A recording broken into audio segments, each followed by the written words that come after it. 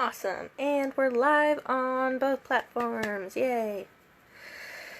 So, it is the first day of me working from home. So this is going to be a little different setup than yesterday.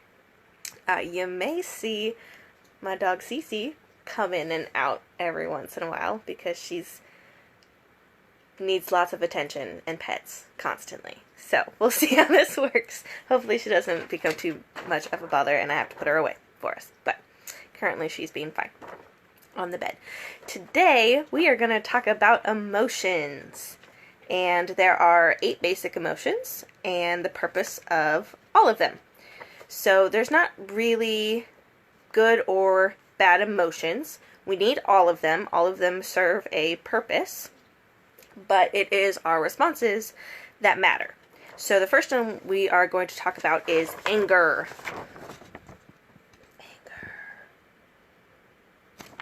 So anger's purpose is to fight against problems. If we think something is not right and it should be fixed, usually that's why we get angry. Is that we or someone has been wronged in some sort of way. So, the next emotion that we're going to talk about is anticipation. And that purpose is to look forward to a plan. So when we plan something, we tend to get really excited and build this anticipation up because we really want it to happen and we think it's going to be fun. Some of these emotions you may recognize from the movie Inside Out, which does actually a really good job at explaining how emotions work, especially in developing children's brains, and then adults too. So, if you have time and access to that movie, I would definitely recommend checking it out. The main character in that movie is the next emotion we're talking about, which is joy. And joy's purpose is to remind us what's important. So, things that give us joy are usually the things that we find most important in our lives. Like family, or friends, or pets. Mine is distracting me right now. Or something that we are anticipating can be joyful later once we actually get to do it. The fourth, so we're halfway through our emotions, is trust. And that trust is to connect us with other people who we think can help. So it doesn't matter if it's in something like helping us move or helping us through a tough time. We tend to build that trust around people, and it is kind of a process to build up, but that is one of our main emotions. The next 4 are over here. A bad rap because they tend to be seen as those negative emotions, but like we said, really a negative emotion, it's our negative responses from using them. So, fear is our one. Fear's purpose is actually to protect us from danger. So, we had a lot of early on in history, a lot more things could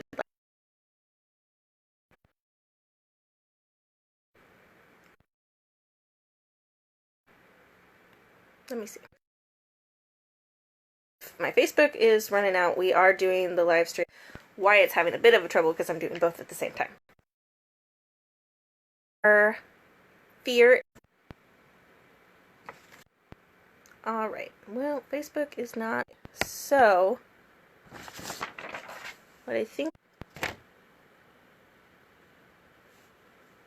Facebook wants. Alright. Hopefully this works a little better. So, I will try one more.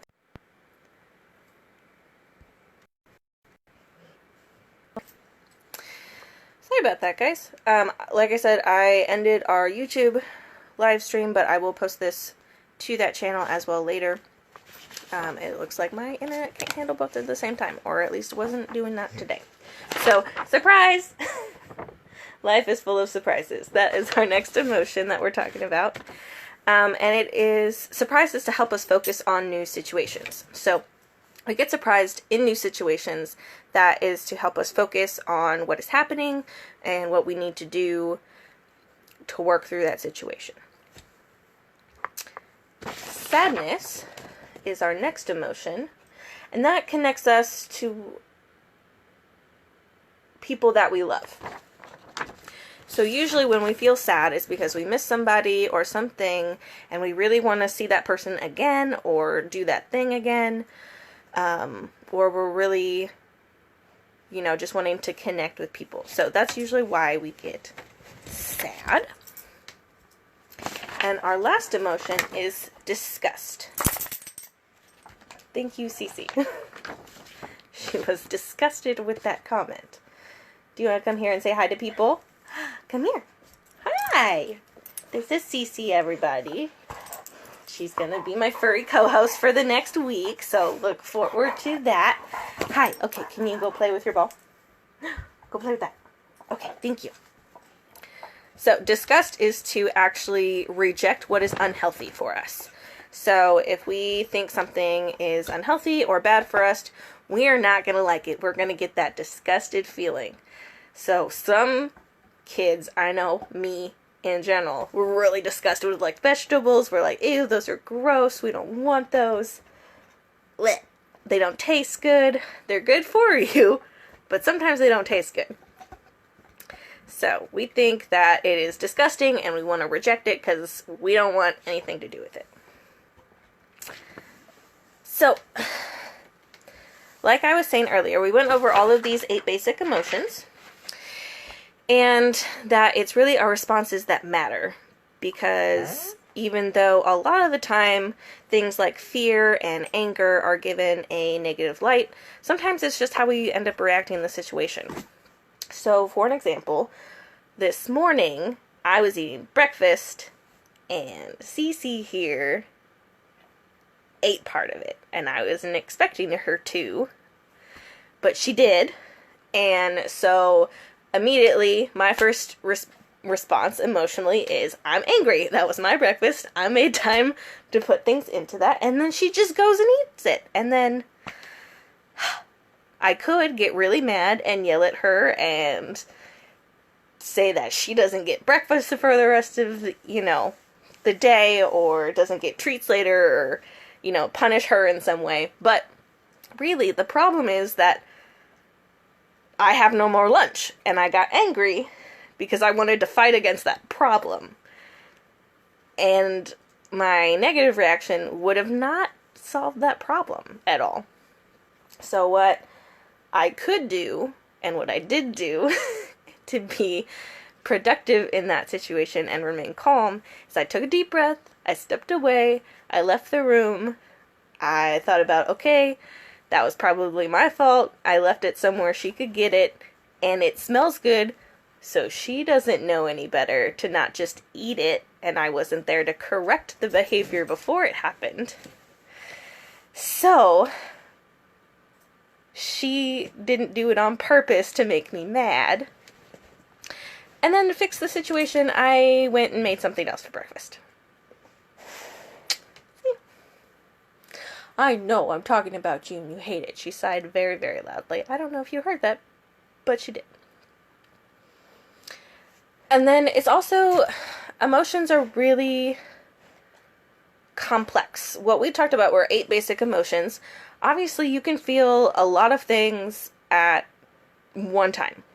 I could have felt mad and scared, and you could feel joy and sadness if something made you really happy, but you haven't done it in a while. It could make you really sad also. So, some of those things, it just takes some time and effort, and some trial and error, really, to find what coping skills help you manage your responses to your emotions. And sometimes when we're really young, our emotions can get really, really big, and we don't have those tools yet to really control our responses. But I have with me available to you guys that I'll post in the comments here a list of about 50 coping skills for kids. So you guys can go over with your parents and find stuff that works really well for you. And it's a link and a photo. And you can sit down, try some of them out, and find what works best for you all. So I'm going to go over some of the things that I found that work best for me. We're going to turn it sort of into a game by using our zones of regulations, and this nifty guy here called a cootie catcher or a hand fortune teller. So how this guy works is you're going to need a piece of paper and something to color blue, green, yellow, and red, and then something to write on the inside. So, excuse me for that, that was my phone. I forgot to turn it on silent. So, how we're going to do this is I am going to show you guys how to fold this and write it out. My co-workers are making my video here with bottle cap sounds because that's my message thing. But anyway, these are called zones of regulation. So in these zones, we want to always find ourselves going back to the green zone. The green zone is calm, and we want to try to get self-check in with ourselves using those coping skills and get us back to calm. So green is good, it's okay. We're going to kind of think of it like a stoplight. So green is good, we're good to go. Yellow means we need to slow down a little bit because something's wrong and we may need to correct some behaviors that we're doing. Red is full on stop. Something is wrong, we need to fix it because my emotions right now are out of control and we need to use some of these coping skills to get me back to green. Blue is not on most traffic lights, but that's for sadness. So blue is kind of a common color to predict that. So blue is sad. So blue we want to regulate too because we don't want to be sad all the time. All these emotions are good and have a purpose like we talked about, but we do... Christina can't hear me.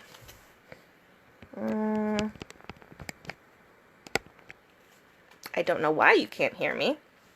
I should be recording. Let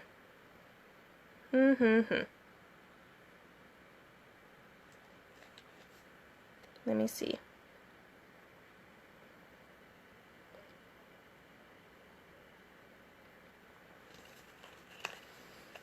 I don't know if it's Christina's end or my end right now. And I don't know how to check it on my end. But the cootie catcher on the inside, what you'll find is that each section has a feelings and a coping skills to go with them. And then each side is numbered. I'll post a photo of this all filled out as well. And it will have, we'll kind of go over each zone. So let's start with blue.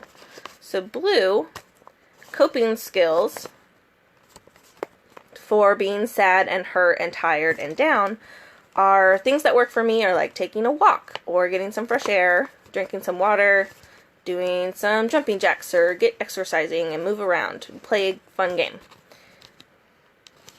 Green is everything is calm, so we're good, ready, good to go. Some things to do when we're calm but sort of start to get a little stressed out or anxious.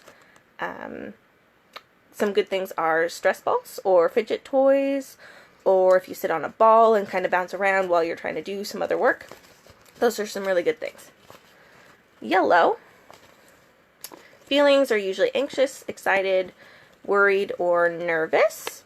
And some coping skills would be getting up to do a 5-minute dance party, or jumping jacks, or taking some more deep breaths, or taking space, like I said, removing myself from that situation and just taking some space to calm back down. I also have a weighted blanket, which is really good for when you get like anxious at night. It feels like a big ol' hug. Red. Red is when we're angry and frustrated and overwhelmed. And some coping skills for that are to take some space again. Maybe find someone that you trust and let them know what's wrong. And see if they can maybe help you find that perspective or actually fix the situation. Dancing or really high energy music really helps me. So any kind of music that makes you just feel better. Or getting some exercise and working our problems out that way. So now that we know what's inside our cootie catcher, I'm going to show you how to make it and then how to use it. So what we are going to do is grab a sheet of paper. Any sheet of paper will do. We are going to make it into a square. So a really easy way to do that is by taking like a bottom corner and folding it up until it matches up with the side here. So then I know this part right here, I need to cut off to make it a square. So I'm going to do that right now.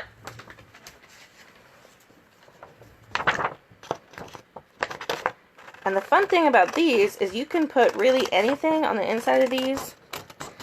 We're using it today for emotions, but when my friends and I used to make these, we used it for like silly questions and fortune telling. So we'd put like a color on the outside and some numbers on the inside, and then we'd put little like fortunes on the main inside. So what we're going to do is fold it into a triangle. And then you're going to want to fold it the other way into a triangle as well. So you've got diagonal lines going across both sides of your piece of paper. Now what we're going to do is fold the corners into the center.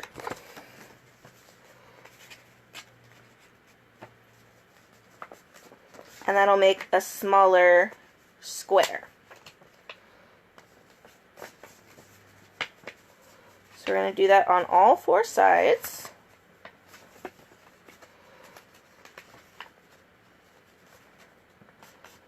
Until we've got something that looks like this. With a square on one side, and then you've got 4 triangles on this one. Now what we're going to do at this point is flip it over so that you see the flat side. And we're going to take those corners and fold them into the center again.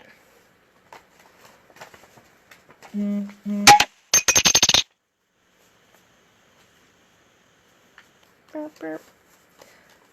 Cece's snoring, by the way. She thinks this video is very boring, apparently, because she's falling asleep. So we're going to do the folds on all 4 corners again. We're making another tiny square. So now our one side looks like this, and it's got 4 little squares. The other side should look like this and have some split triangles. So you're going to take the side with the triangles and fold it in on itself like a hot dog. Now once you get it to this, it's got those triangles on this side and this side. What you're going to do is put your fingers in here and kind of push those out until it makes, pushing in here helps too, until it makes the right shape. And then you just put your fingers, your finger and your thumb in here, and you open and close it like that. So how it works is then if you were to show this to someone else, you would pick a color, and they would pick red or blue or green or yellow, depending on how you're feeling. So if I'm feeling blue, I would go B-L-U-E. So I open up 4 times, B-L-U-E. And then once I'm in here, I can see that there's a number 1, a number 2, a number 5, and a number 6. So I could either choose coping skills or feelings. So if I wanted to do feelings for number 6, I'd go 1, 2, 3, 4, 5, 6. So that took me to the same screen. So then I would pick a final one and be like, I want to see coping skills for blue, because that's what I was feeling. Then I could open it up and read my coping skills.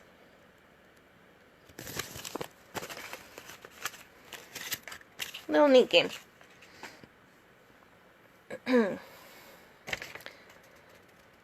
Alright. So one other thing that can help you focus and kind of regulate those emotions are to practice something called gratitude. And what we're going to do is do a gratitude scavenger hunt. So I've got 20 questions, which I will post in the comments as well, about things that we can be grateful for. So I will share with you guys mine, and then I want you guys to hunt around your house and find all these things. It may take you a minute, but you can do it all together or do it with a friend and share what you all are grateful for. So the first thing is something outside that you enjoyed looking at. Well, my favorite thing outside to look at would be sunflowers. And it's thankfully getting to springtime and all the flowers are coming back up. Yay! Our second thing is something that is useful for you. My something useful is my notebook. I write in here all the ideas that I have for education stuff and when my events are going, all those details, what I'm doing when. Super useful for me. And I'm very glad I have it some days. The third thing is something that is your favorite color. And over here, my favorite color is blue. So I have this really big blue mug that I am super grateful for, especially on cold days. And then I can have warm drinks like hot chocolate or coffee, and it just gives us a warm, fuzzy feeling inside. Something that someone else would enjoy is the next thing on our list. And it recently was one of my friend's birthdays, and I picked this out in the store for her because I thought she would enjoy it.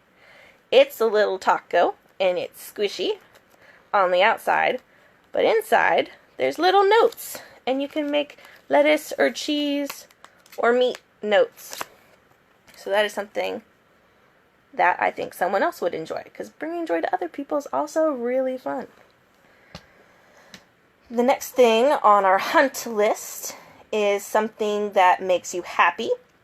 And my thing that makes me happy also goes with another thing on our list that smells amazing. So my thing that makes me happy and smells amazing is this little bear. It smells like pine trees, which is one of my favorite smells. And it makes me happy because it's a little bear shape.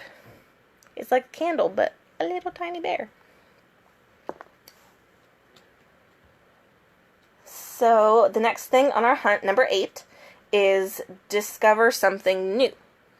Now today I discovered something new, that Miss Cece likes cabbage. And I found that out because Olivia and I, the person I live with, they are making lunch. And we were making lunch, and we dropped some on the floor, and she ate it, and didn't hate it. So, Cece likes cabbage. I didn't know that. Alright. Number 9 on our list is something that makes you feel safe. Well, earlier, I was telling you that I have this giant blanket, and it's kind of heavy, and it's really cozy. And that is something that makes me feel safe because it's kind of like a big giant hug from somebody. Number 10 on our list is something that makes a beautiful sound. See, my beautiful sound is this one. See if I can do it. This one right here. Because that's usually what happens when I pet Cece's neck, or she's having fun and playing around. So that's a very good sound for me, is her tags on her collar jingling away. So that means also that she's not getting into trouble where she's not supposed to be. Yeah, aren't you? Yeah, you happy puppy. Number 11 is someone you are grateful for. Today, I was grateful for my roommate, Olivia, because she made me lunch, and it was awesome. Wasn't it? You enjoyed it. You enjoyed the cabbage, didn't you? Yes, we did. Okay, hold on. I'll take you outside when I'm done. I'm sorry. I gotta teach the children.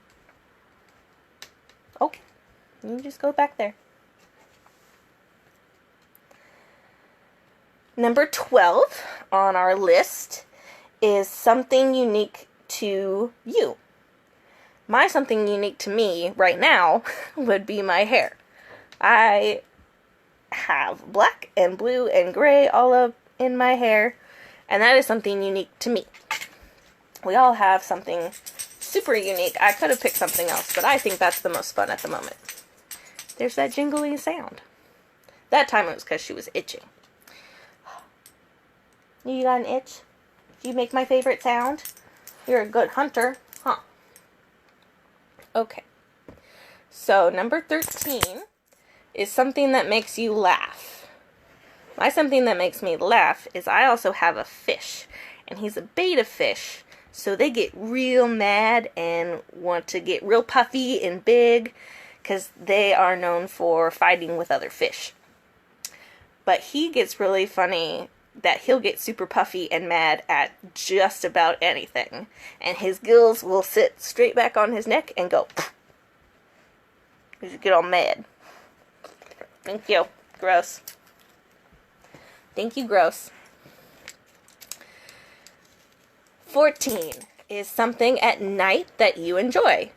I enjoy looking at the stars. And right now, I live in a city where I don't see a whole lot of them anymore. But I used to see a lot of them where I grew up. And I love seeing them or being able to go travel somewhere to be able to see them more than I do right now. Number 15. Something in the morning that you enjoy. Yesterday, we talked about birds, and I shared with you guys a link about bird songs that you could go and look up online. But that is my thing that I am grateful for in the morning, is being able to listen to birds sing. Number 16. A pet, a friend, or a family member you love spending time with. You already know who I spend a lot of my time with. You've seen her. Number 17 is a favorite space to spend alone time. I like to spend my alone time in my car listening to really good music. I end up working a little bit far from my house right now, so I get some really good alone time, and I make concerts, and it's fun, and we do dances. People probably think I'm really silly, but it's pretty fun. Number 18 is something that reminds you of people you love. I'm actually currently using mine right now, because mine is a clipboard that my mom gave me. So every time I use it, I think of her. Number 19 is something you enjoy doing outside with friends. I really like going outside with my friends and taking walks in the woods or hiking or finding new places that we've never been before. And finally on our list, number 20 is finding a place you love. And I already said a few of those things that I love, so I went with something that Cece loves, which is the dog park. And she knows that word, so she just got really excited about going. Hey, Cece. Cece, come here. Do you wanna go to the dog park? You got to see this, guys. It's real cute. Cece. Do you want to go to the dog park? We said head tilt 4. Look at you. Okay. So, that is basically what I have for you guys today. And thank you for joining me in this hunt. Hopefully we will work out the connection kinks for later this week. Yeah. And you'll probably see more of Cece, because I'll be home this whole time. So I will be signing off. Hopefully you guys will be able to go hunt around your house and find stuff that you are super grateful for and will bring a lot of joy to your day and bring you back into this green space.